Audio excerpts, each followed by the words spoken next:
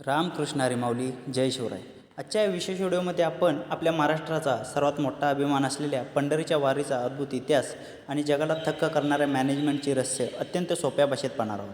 जर तुम्ही आपल्या चॅनलवर पहिल्यांदाच आला असाल तर अशाच माहितीपूर्ण आणि गावाकडच्या शहरातल्या संस्कृतीचे व्हिडिओ पाहण्यासाठी बटन दाबून आपल्या चॅनलला आत्ताच सबस्क्राईब करा आणि शेजारील घंटी वाजवून ऑल नोटिफिकेशन ऑन करा. भेटी लागी जीवा लागलीसे असं पाहे रात्रंदिवस वाटतं तुझी. मित्रांनो, आषाढ महिना सुरू झाला की प्रत्येक मराठी माणसाच्या काळजाचा ठोका चुकू लागतो. डोळ्यांसमोर उभा राहतो तो फक्त आणि फक्त पंढरपूरचा विठुराया आणि कानात घुमू लागतो टाळ मृदुंगाचा गजर. आपल्या या चॅनलवर आपण गावाकडली आणि शहरातली मस्ती संस्कृती नेहमीच पाहत असतो, पण आज आपल्या महाराष्ट्राच्या संस्कृतीचा सर्वात मोठा सोहळा आपण अनुभवणार आहोत. जगात असे अनेक सण आणि उत्सव आहेत जिथे करोडो रुपये खर्च केले जातात, VIP ट्रीटमेंट दिली जाते, पण जगाच्या पाठीवर असा एकही सोहळा नाही जिथे कोणत्याही आमंत्रणाशिवाय कडक ऊन, धोधो पाऊस आणि पायाला पडणारे फोड यांची पर्वा न करता तब्बल 15 ते 20 लाख लोक एकत्र येतात आणि पायी चालत निघतात. तो सोहळा म्हणजे आपली पंढरीची पावनवारी. पण ही परंपरा नक्की कधी सुरू झाली आणि असं कोणतं मॅनेजमेंट आहे जे अभ्यासायला परदेशी लोक येतात? तर चला जाणून घेऊया.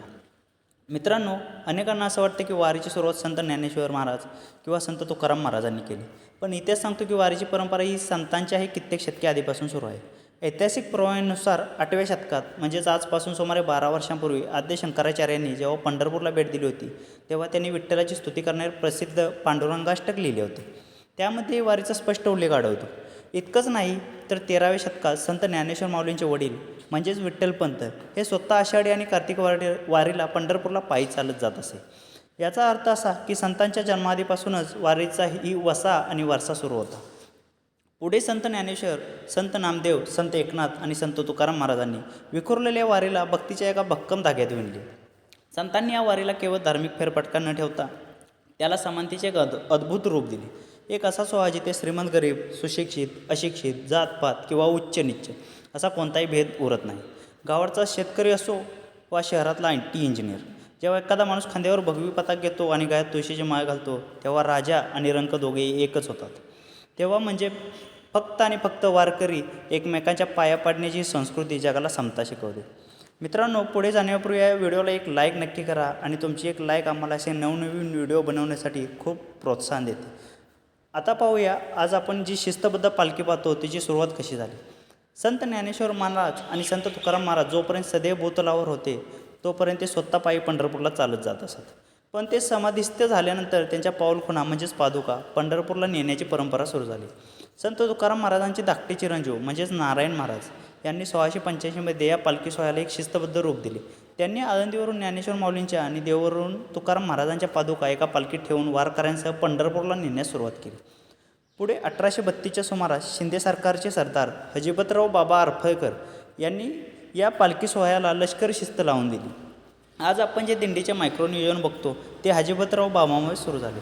मित्रांनो, वारीचे मॅनेजमेंट हा जगातला सगळ्यात मोठ्या विद्यापीठांसाठी अभ्यासाचा विषय आहे. विचार करा, 20 लाख लोक एकत्रच रस्त्यावरून चालत जात असतात, पण कुठेही ट्रॅफिक जाम होत नाही, कुठेही भांडण होत नाही की कोणाला जेवणाची कमतरता भासत नाही. प्रत्येक दिंडीचा एक नंबर ठरलेला असतो. पालखीच्या पुढे चालणाऱ्या दिंड्या, पालखीच्या मागे चालणाऱ्या दिंड्या, राजज्ञेप्रमाणे चालणाऱ्या या शिस्तीत कोणतीही कॉर्पोरेट यंत्रणा किंवा हजारो पोलीस नसतात. तरी ते असते फक्त आणि फक्त विठ्ठलाची भक्ती आणि एकमेकांबद्दलचा आदर. जेवणाचे टँकर्स, राहण्याची सोय, वैद्यकीय मदत हे सगळं कसं आपोआप मॅनेज होतं हे आजही एका कोड्यासारखं आहे. आणि या संपूर्ण वारीतला सर्वात थरारक नयनरम्य क्षण म्हणजे रिंगण सोहळा.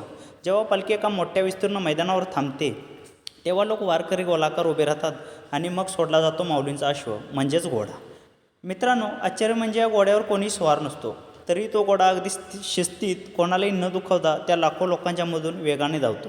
वारकरी म्हणतात की या घोड्यावर साक्षात माऊली बसलेले असतात. हा सोहळा डोळ्यात साठवून ठेवताना अंगावर काटा आल्याशिवाय राहणार नाही.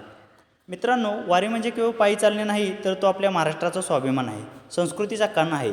आजच्या धावपळीच्या युगात जेव्हा माणूस मानसिकदृष्ट्या थकून जातो तेव्हा वारी त्याला पुन्हा आनंदाने जगण्याची ताकद देते.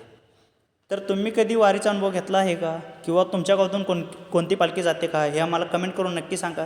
जर आपल्या संस्कृतीचा अभिमान वाटला असेल तर हा व्हिडिओ विठ्ठल भक्तांसाठी जास्तीत जास्त शेअर करा. आणि हो, जर अजूनही चॅनलला सबस्क्राईब केलं नसेल तर आत्ताच सबस्क्राईब करा, जेणेकरून गावाकडील आणि शहरातील संस्कृती दाखवणारे आमचे व्हिडिओ तुमच्यापर्यंत सर्वात आधी पोहोचतील. चला पुन्हा भेटूया अशा एका सुंदर व्हिडिओमध्ये. तोपर्यंत रामकृष्ण हरी, जय हरी विठ्ठल.